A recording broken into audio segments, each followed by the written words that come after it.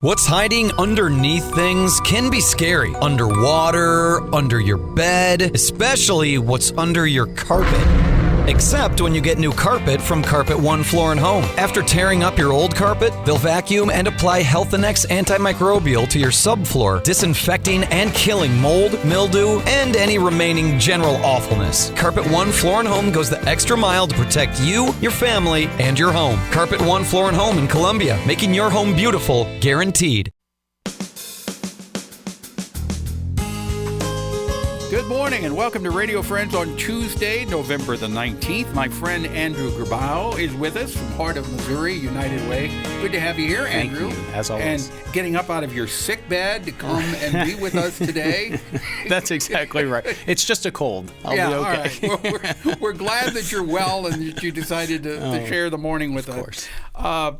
You have a very special day coming up not too far from now, right? We do. In just a couple of days, on the 21st of November, we are celebrating Live United Day in our community. Mm-hmm. Live United Day is recognizing the importance of living united, and that means it is absolutely essential for us as a community to work together, to be together, and to support one another if we are all going to have the same opportunities to succeed in our community. So we have to live united. Yeah, I like that. I like the way you put it. The point is that we are all people trying to get along. We like to think of everybody as being equal, but the fact is, not everybody is. Some people have a lot more than others. And it's nice if you have the ability to share what you have with other people, mm-hmm. making their lives a little better. That makes everybody better. That's exactly right. There is certainly internal value to being engaged in the community and to being involved. And, we can go all the way back to the ancient Greeks when they discussed the role of a citizen and being involved in the public square and being involved in public service. And we see that even today. It is, while there is internal gratitude to being engaged and involved, being involved in our community and helping one another is incredibly important. And I'll give you a reason why. So we have in our community, we were labeled last year the hardest working community, right? Hardest working mm-hmm. town. And that means that people are working hard to make ends meet. But not everyone can do it on their own. Right. And so it takes additional support. And it doesn't just mean giving someone something. Right? We've talked in the past about this idea of social capital. Having those relationships, building those up with one another is more than just giving someone something. It's about building their own abilities to really pursue something. So when we are more engaged, you help lift up someone, and it does more than just benefit you yourself. Right. Yeah. You have a goal that you're trying to reach, a monetary goal, right? Yes. Where are we right now? Yeah, so we are in the home stretch. And one of the exciting things about Live United Day, it is a day where we're going to try to raise additional funds. Last year, we raised $50,000 on that day. Our goal is to blow that out of the water. And it's fun to have that thermometer that you see the money rising and then you hit the top and everyone gives each other a high five. But here's what's really important. In our community, we have individuals that need support and we don't have the resources allocated to help them. Last year, United Way was able to provide 60% of the funding requests that we received. 60%? 60, that's correct. So that means that 40% of the requests that you received, you couldn't meet. That's exactly right. Because you did not have the funds. We did not have the funds. And so, the good news is that we have a really strong process with volunteers in evaluating every single grant application to make sure that it is unique, it's not a duplication of services elsewhere, and that it can complement or build on other services. So we have a really good process to make those dollars stretch. But I tell you, Paul, we do not have the funding to provide enough resources for everyone. And here's the statistic. So how do you make the decision? Well, you have to do it in a couple of different ways. we look at making the decision on how we can address specific targets that are based on community-wide indicators. So what does that mean?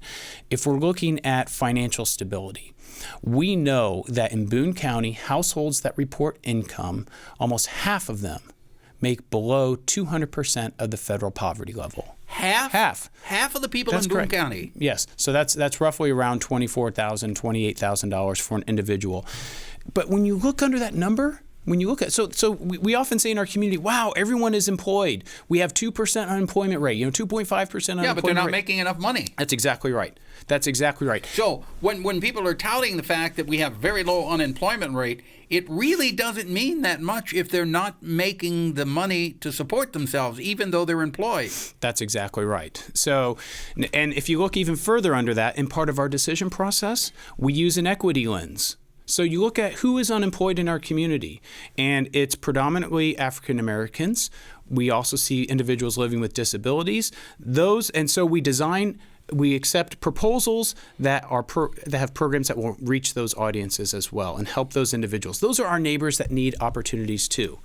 And so the decision process is very constructive and it's elaborate, not to just make it complicated, but we do so intentionally because we have to stretch those dollars as far as possible. We have to make sure that it works. So we have 47 programs with 34 agencies, and I'm really proud of the work, but I know our community can do so much more. Okay, you have how many agencies? So we this year we are providing grant support to 34 agencies. 34 agencies. Now, does that mean there were other agencies that you could not provide the grant to? Yes. Because you didn't have enough money. That is correct. What is the goal for this year? So the goal for this year is $2.85 million. $2.85 million. If you raise that amount, will you be able to fulfill all of the agency's requests? So at that amount, that is actually I'm going to call it almost a harmless goal, which means if we raise that amount, then we will be able to continue, for the most part, the funding level where we are right now. We have to grow more, and our community has to give more if we truly want to see us reaching 75%, 80% of the funds that are requested. Okay. Where are you right now? How much money do you have right now? So right now we are in the home stretch, but we have a couple big campaigns, like the University of Missouri campaign is enormous, and it's still going on. So we really need university support.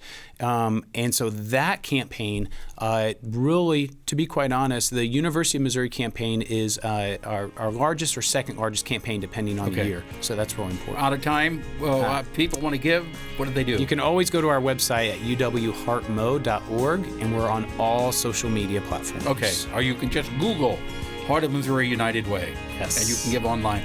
Andrew Grabau, thank you so much for coming by today. Thank you, as always. Best of luck with raising that money and spreading it out where it's needed. Thank All right, you. tomorrow, Stormwater Management. Have yourself a good day. Bye-bye.